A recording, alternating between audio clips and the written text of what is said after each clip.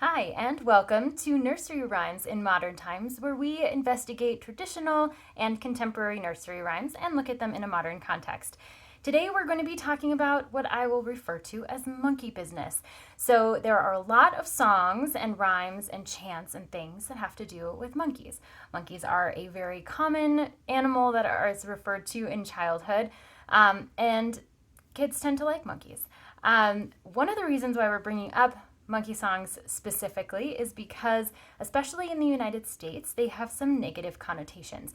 So this has come about due to slavery, overt racism, and there's been a lot of circumstances of these songs being negatively portraying or referring to various circumstances with people of color in the United States, specifically of African descent.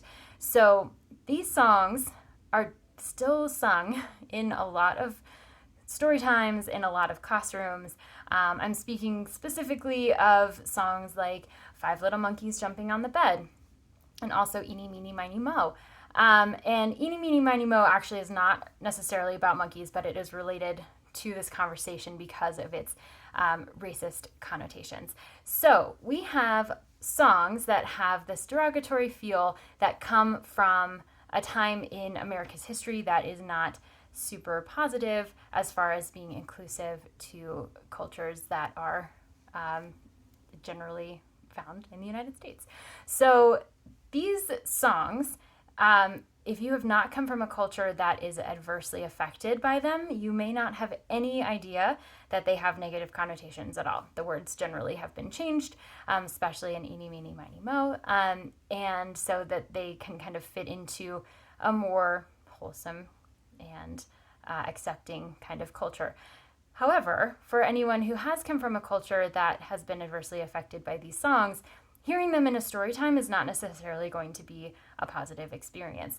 So, I won't go too much into the nitty-gritty of them here. Suffice to say that they do not speak kindly of Black people specifically. And so if you are doing a story time and you're considering using one of these songs, I would recommend that you look for a little bit more information about them before you choose to use that song, so that you know exactly what you are portraying potentially to your audience depending on who they are. So as we talk about songs like Five Little Monkeys, which is a counting song from one perspective. So you're counting down from 5 to 1. It's kind of silly when the monkeys are jumping on the bed. But it doesn't have a positive connotation for all of the people who are coming into your story time. So as you are building a story time that you are wanting to be inclusive of a community in general, I recommend taking a look at the history of some of these songs. Is changing the words enough? We've talked about that in this conversation as well. Is your intent different? Does that change how the song comes across to your audience? It might. Perhaps your intent is enough to overcome some of the other negative feelings that come from these songs initially. It is up to you to decide what is appropriate for your community, what is appropriate for your story time.